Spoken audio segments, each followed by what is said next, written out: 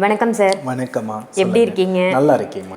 தொடர்ந்து நிறைய நல்ல பதிவுகள் கொடுத்துட்டு வரீங்க, எல்லாருக்கும் பயனுள்ள பதிவாகவும் இருக்கு. அந்த வகையில் இன்றைய கேள்வி, இப்போ திருப்பதி அப்படின்னாலே செல்வம் தரக்கூடிய ஒரு பூமி அப்படின்னே சொல்லலாம். அங்கே பொதுமக்கள் நிறைய பேர் போய் பயனடைகிறாங்க. அதே மாதிரி பெருமாளுக்கும் அந்த பயனை கொடுக்குறாங்கன்னே சொல்லலாம். அவரை பார்ட்னர்ஷிப்பாக பிஸ்னஸில் போட்டுக்கிறது, அங்கே உண்டியலில் கொண்டு நிறைய பணங்கள் நம்ம சேர்க்கறதுன்னு நிறைய வேண்டுதல்கள் வைக்கிறாங்க இல்லையா? பர்டிகுலராக திருப்பதி பெருமாளுக்கு ஏன் இவ்வளோ சிறப்பு? ஓகேம்மா. பொதுவாக இந்த திருப்பதி வரலாறுகளை பற்றி நிறைய படித்தவாளுக்கு தெரியும். திருப்பதி அப்படின்னா அதற்கு பேர் என்னன்னா, திரு என்றால் லக்ஷ்மி, பதி என்றால் கணவர். அப்படின்னா என்ன பொருள்? திருவினுடைய பதி இருக்கக்கூடிய இடமாதலால் அதுக்கு பேர் திருப்பதி அப்படின்ற பேர் வந்திருக்கிறது அப்படின்றத முதல்ல அடிப்படையில் புரிந்து கொள்ளணும். இதில் குறிப்பாக இந்த திருப்பதி பெருமாள் அப்படின்றவர் கலியுகம் முழுவதும் பூலோகத்திலேயே இருந்து ஆட்சி செய்யக்கூடிய ஒரு இடமாக அமைத்திருக்கிறார் அப்படின்றதையும் நம்ம புரிந்துக்கணும். ஏன்னா கலியுகம் முழுவதும் பெருமாள் எங்கே கிடையாது? வைகுண்டத்தில் இல்லை. அவர் எங்கே இருக்கிறாரு? திருப்பதியில் இருக்கிறார். அப்போது கலியுகம் தோன்றும் பொழுது உருவாகிய திருத்தலம், அதாவது சுயம்பு திருத்தலம் அப்படின்னே சொல்லணும். ஏன்னா திருப்பதி பெருமாளை செதுக்கியதற்கோ மனிதன் உருவாக்கியதற்கோ பிரதிஷ்டை செய்ததற்கோ சான்றுகள் இதுவரையிலுமே கிடையாது. ஆகையினால இது இறைவனாகவே தனக்கு தேவையான ஒரு வரலாறுகளை உருவாக்குவதற்காக தேர்ந்தெடுத்த ஒரு இடம்தான் இந்த திருப்பதி. அதனால் வைகுண்டத்திலிருந்து பூலோகம் திருப்பதியில் தங்கி இருந்ததுனால அதற்கு பேரே பூலோக வைகுண்டம் அப்படின்ற பெயர் சொல்லப்படுது.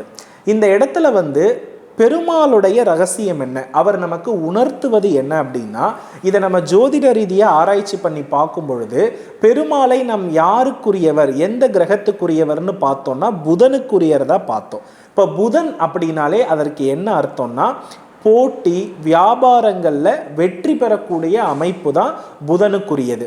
யாரெல்லாம் பார்த்தீங்கன்னா வியாபாரத்தில் தலை சிறந்த நிலைகளை மிகப்பெரிய அளவில் வளர்றாங்களோ அவங்க ஜாதகத்தில் புத பகவான் மிக சுபத்தன்மையில் இருக்கிறார் அப்படின்றது அர்த்தம். அப்போது புதன் உச்சமாக இருக்கக்கூடிய அத்தனை பலன்களையுமே நமக்கு கொடுக்கக்கூடிய அமைப்பாக இருக்கிறது தான் இந்த திருப்பதி பெருமாள். அதாவது புதன் உச்ச வீடான கன்னிராசி அஸ்த நட்சத்திரம், இதனுடைய வடிவாக இருக்கிறவர் தான் திருப்பதியில் இருக்கக்கூடிய பெருமாள். பொதுவாக கன்னிராசி எந்த இடம்னு சொல்லுது? 6ஆம் இடம்னு சொல்லப்படுது. 6ஆம் இடம் என்றால் என்ன? கடன், நோய், எதிரி, போட்டிகளில் வெற்றி பெறுதல், எதிரிகளை வென்று நமக்கு தேவையானவற்றை அத்தனையும் சிறப்பாக பெறுதல், இது அத்தனையுமே பார்த்தீங்கன்னா கன்னிராசியில் இருக்கக்கூடிய குணங்கள். இது அத்தனையிலும் நமக்கு வெற்றியை கொடுக்கக்கூடிய ஒரு இடமாக இருக்கிறது தான் திருப்பதி. அப்போது அந்த இடத்துல பெருமாளே என்ன பண்ணுறாரு? 6ஆம் இட காரகத்துவத்தோடு தான் அவருடைய ஆலயமே இருக்குது. அவருடைய கான்செப்டே நமக்கு என்ன தெரியும்னா, கடனை அடைச்சிக்கிட்டு இருக்கார். குபேர நிதி கிட்ட வாங்கின கடனை அவர் என்ன பண்ணுறாருன்னா அடைச்சிட்டு இருக்கார் அப்படின்றது நமக்கு நல்லாவே தெரியும். அப்போது இதிலிருந்து திருப்பதியை நாம் எப்படி எடுத்துக்கணும் அப்படின்னா, இந்த புதன் காரகத்துவம் சம்பந்தப்பட்ட தோல்விகள் இருப்பின், புதன் காரகத்துவம்னா என்ன? படிப்பு, தொழில், அதே போல் பார்த்தீங்கன்னா நமக்கு லைஃப்பில் தொழிலில் பார்ட்னர்ஷிப், அக்கௌண்ட்ஸ், இந்த மாதிரி எதில் நமக்கு தொந்தரவுகள் இருந்தாலும் அதை சரி செய்வதற்கு நாம் இந்த கன்னிராசியில் இருக்கக்கூடிய அஸ்த நட்சத்திரத்தில் புதன் உச்சமடைகிற காரணத்தினால ஒவ்வொரு மாதமும் அஸ்த நட்சத்திரம் வரும்பொழுது திருப்பதி பெருமாளை நாம் வணங்கினாலே இந்த புதன் காரகத்துவம் முழுவதும் நமக்கு சிறப்பாக இருந்து புதன் நாளே பார்த்தீங்கன்னா படிப்படியாக விருத்தி பண்ணிக்கிட்டே இருக்கிறவர். அப்போது படிப்படியாக வியாபார விருத்தியாகணும், நிறைய பிரான்ச்சஸ் ஓப்பன் பண்ணணும் அப்படின்னா நாம் இந்த திருப்பதி பெருமாளை புதன்கிழமை அஸ்த நட்சத்திரம் இணைந்து வரப்பவும் வழிபடலாம், அல்லது மாதம் அஸ்த நட்சத்திரம் வரும்பொழுதும் வழிபடலாம், பௌர்ணமி திதி வரும்பொழுதும் வழிபடலாம். இவ்வாறெல்லாம் நம்ம ஃபாலோ பண்ணினோம் அப்படின்னா இந்த திருப்பதி பெருமாளுடைய அனுகிரகம் நமக்கு நிறைவாக கிடைக்கும். குறிப்பாக சொல்கிறேன், இந்த திருப்பதியை பற்றி நான் சொல்லி கொண்டு இருந்தபோது ஒரு விஷயத்தை உங்களுக்கு சொன்னேன். என்னன்னா, பெருமாளும் கடன் அடைக்கிறார், நம் கடனையும் தீர்க்கிறார். அப்போ இதிலிருந்து நம்ம என்ன பண்ணணும்னா, நம்மளுடைய வியாபாரத்திலிருந்து கிடைக்கக்கூடிய அந்த சிறு தொகையை சேகரித்து பெருமாளுடைய உண்டியல்ல போடும் பொழுது அந்த உண்டியல் காணிக்கை அவருடைய கடன் அடைக்க பயன்படுகிறது. அப்ப பரம்பொருள் கடனையே அடைப்பதற்கு மானிட பிறப்பாக இருக்கக்கூடிய நாம் உதவி செய்யும் பொழுது அதனுடைய விளைவாக நமக்கு என்ன கிடைக்கிறது அப்படின்னா, நம் கடன் சுமையும் தீர்ந்து வியாபாரத்தில் வெற்றி கிடைக்கிறது. திருப்பதி போகும் பொழுது ஒரு விஷயத்தை ரொம்ப கவனமா பண்ணணும். திருப்பதிக்கு போனா கட்டாயமா என்ன பண்ணக்கூடாதுன்னா, நண்பர்களோடு செல்லலாம். வியாபாரத்தில் இருக்கக்கூடிய நண்பர்களோடு செல்லலாம். மாமன் முறை உறவுகளோடு இருப்பவர்களோடு செல்லலாம்.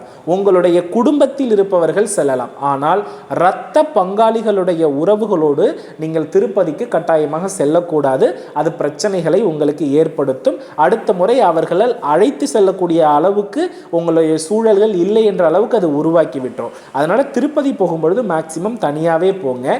ஒவ்வொரு முறை நீங்க வியாபாரத்தில் வெற்றியடையக்கூடிய அந்த தொகையை உண்டியலில் செலுத்தும் பொழுது உங்களுக்கும் வெற்றி கிடைக்கும். பெருமாளுக்கும் நீங்கள் உதவி செய்த நல்ல பலனை அது உருவாக்கி கொடுக்கும். ரெண்டாவது, ஒவ்வொரு முறை நீங்க உண்டியல்ல போடுற காணிக்கையை நீங்க அதிகப்படுத்திக்கிட்டே இருக்கணும். இப்படி அதிகப்படுத்த நம்ம லைஃப்ல மிகப்பெரிய மாற்றங்கள் நம்மளால கண்கூடாக காண முடியும். ஸோ இதிலிருந்து நம்ம என்ன தெரிந்து கொள்ளணும் அப்படின்னா, 6ஆம் இடம் என்று சொல்லக்கூடிய ஜோதிடத்தில் இருக்கக்கூடிய கடன், நோய், இது போன்ற பிரச்சனைகள் நம்மால் தீர்க்க முடியல அப்படின்னாலே நாம திருப்பதிக்கு அஸ்த நட்சத்திரத்தில் போயிட்டு வந்தாலே தீரும் அப்படின்றதும், கர்மாவால் அதிக அவதிப்பட்டு கொண்டிருப்பவர்கள் அங்க இருக்கக்கூடிய திருப்பதியும், திருப்பதியில் இருக்கக்கூடிய வராகரையும், அவருடைய அடிவாரத்தில் இருக்கக்கூடிய பத்மாவதி தாயாரையும் வழிபட நன்மை கிடைக்கும் என்பதில் எவ்வித மாற்று கருத்தும் இல்லை.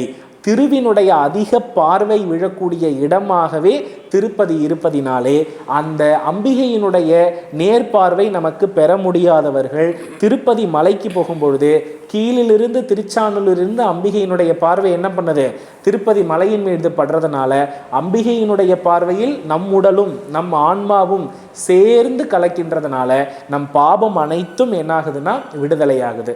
ஸோ திருவினுடைய பார்வை பெற திருப்பதிக்கு போகணும். அதே போல பார்த்தீங்கன்னா நம்மளுடைய முன்ஜென்ம பாவங்கள் விலக இறைவனுக்கு உண்டியல் காணிக்கையை செலுத்தி நம் பாவத்தை விலக்கி கொள்ள வேண்டும்.